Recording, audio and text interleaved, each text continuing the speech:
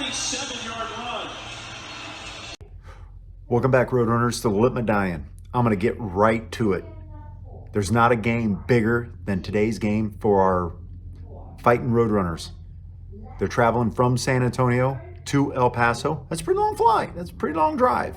Texas wide. Anybody who's driven I-10, they know it's as far from El Paso to Houston as it is from El Paso to LA or Houston to the Jacksonville, wherever I-10 ends on that other side. In fact, it's longer, if I'm not mistaken. But anyway, with that being said, El Paso fans, UTEP fans, have been discounting UTSA's schedule, results. Haven't played anybody. Well, I'm wondering, is Illinois nobody? Ask Penn State. Are they watching Illinois and Minnesota? I'm just saying, right? You can't say UTSA hasn't played anybody. They've played who's been on their schedule, and they've taken care of business. Now, that doesn't mean UTEP is going to be an easy game. By no means is UTEP going to be an easy game. UTEP can throw the ball. UTEP can run the ball. And while they have two losses, one to Boise State and a tough loss to FAU, they outgained FAU. I believe they threw 2 interceptions, and that probably the difference in the game, and maybe more penalties. I don't know. I'll look into the stats. But trust me, here's what UTSA is going to face. A hostile crowd. I don't think they're worried about that, to be honest with you. I think it's harder to play in our home stadium than it is to play on the road for them, to be honest with you. But they're going to play a hostile football team that has a lot to say. This game is the biggest game in Roadrunner history. Bigger than Illinois, bigger than Memphis, because it means far more right now. And here's what making it bigger. You don't think UTEP wants to hang that L in conference and put it to actually give them the tiebreaker in conference? Of course they do. Every game is bigger until they play the next game. So this game's huge. Get through this game, we'll get to see what the Roadrunners are really made of. I'm not kidding. I'm not kidding when I say that. This is a good football team, but can they handle a UTEP that's going to throw everything at them? UTEP has everything to play for, literally everything. So we'll see. Now let's get into the UTEP stats real quick. So if I pop over here to my trusty stats here, points per game, 24.8, 25 points per game. Opponents, 20.3, 20 points a game, right? So if we look at yards rushing, 1,400 to 900 to their opponents. So they're running the football pretty well. Let's talk about passing, 1,800 to 1,500. That's pretty good. So against their opponents, if you look at it, total offense, 537 plays to 501 plays. I mean, back and forth, right? But that's still more. Average yards per game, 394 to 295. So they're putting up some yards, they're putting up some points. You know, we're highly efficient with our passing game. We really are. I talk about that in previous videos about how Frank's 12 of 19 for 200 yards, right? You know, La Tech, we put 400 yards up on them. So, I don't know. This is going to be a tough game. Don't discount UTEP. Do not discount UTEP. I know they're a surprise this year, but here's the thing about UTEP.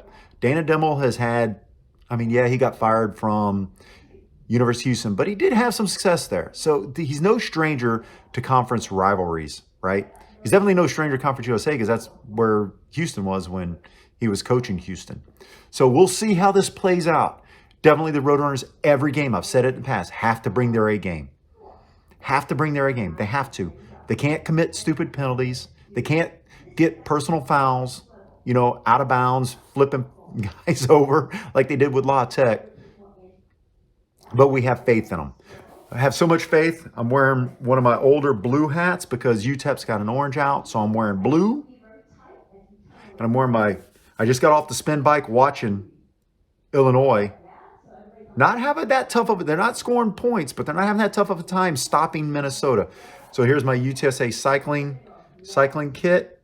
that I proudly sport in and around the city of Houston when I'm cycling. So I'm a bright orange and blue beacon. Trust me, it's quite awesome.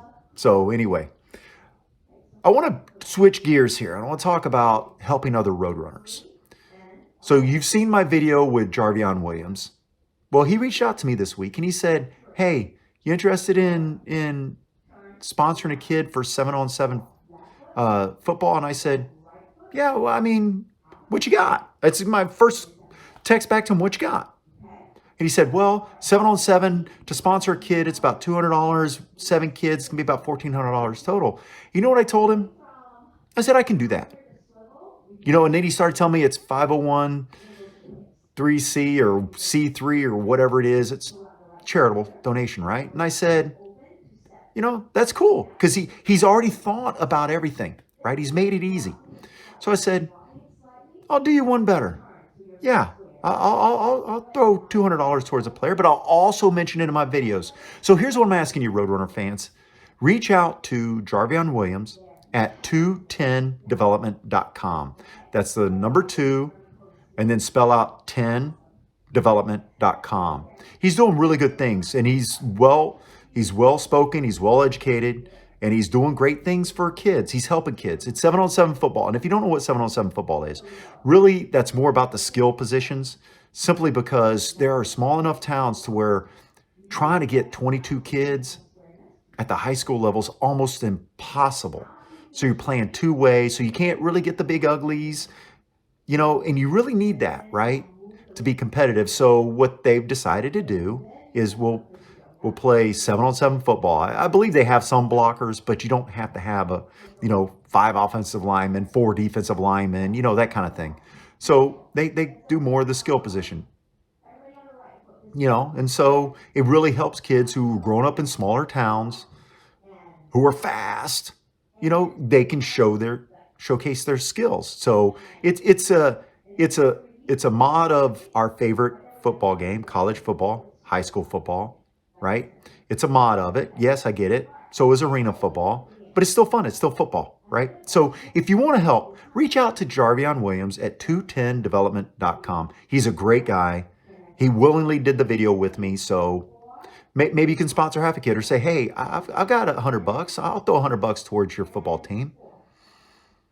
Yeah, it's okay. But now let's talk about college football rankings. Pitt struggling at number 25 to Duke. I suffice to say that what I am upset about is not that Cincinnati is up at the top and the Roadrunners out. I'm upset with their logic, because they're using circuitous logic that they're proving themselves wrong every time. Cincinnati is one of the best 4 teams in the nation. I've seen it with my own eyes. We all watch football.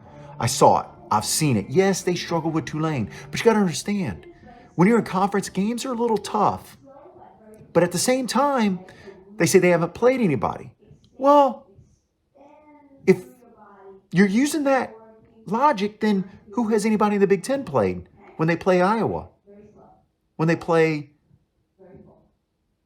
Illinois? When they play Indiana? And they're historically bad. Purdue, they're historically bad. Why do they get a pass for it? Because they call them conference teams. Don't think Illinois took us lightly. They put 30 points on us. We put 37 on them. Right? Okay, they had their backup. But he was their backup when they beat Nebraska. Oh, Nebraska? And Ohio State, last time I checked, it was 17-10. I haven't watched any more of it because I was watching the Illinois Minnesota game. So the circular logic, let's just break it out, right? Your round robin logic is haunting you, right? You're giving Fresno State credit for losing to teams. You're giving San Diego State credit for losing to teams, but you're not giving UTSA credit for beating teams. That absolutely makes no sense to me.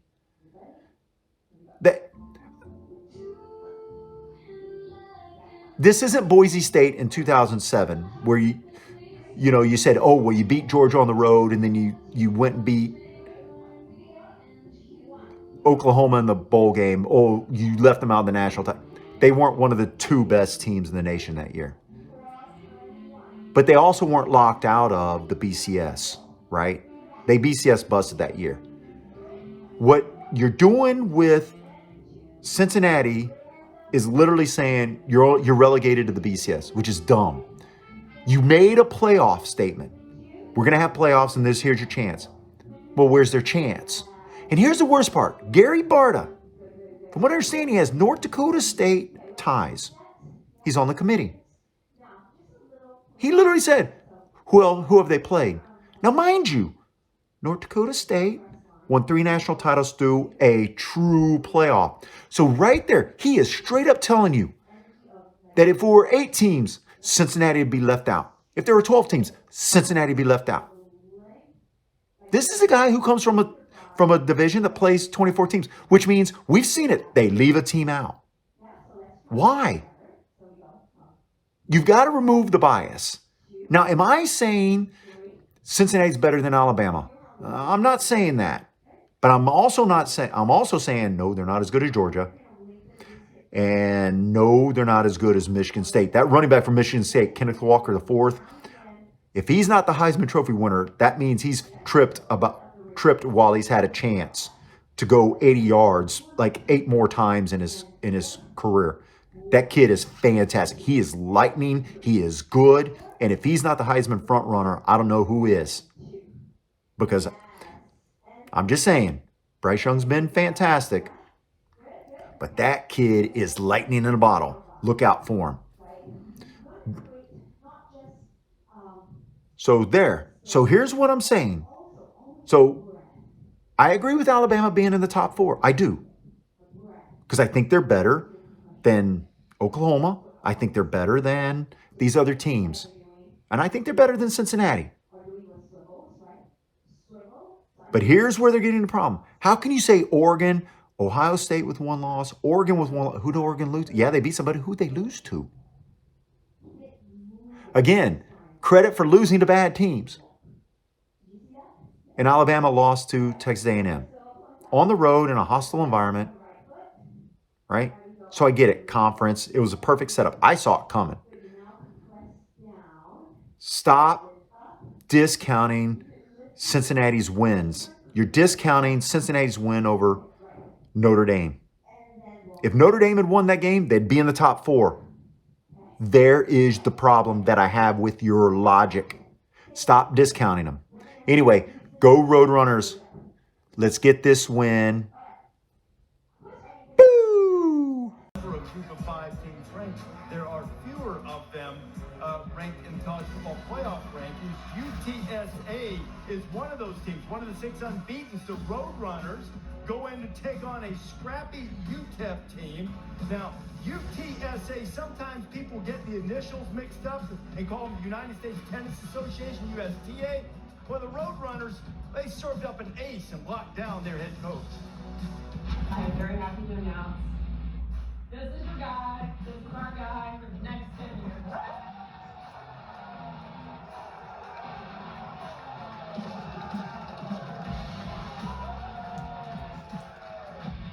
Freaking United States Tennis Association coming to your house, El Paso.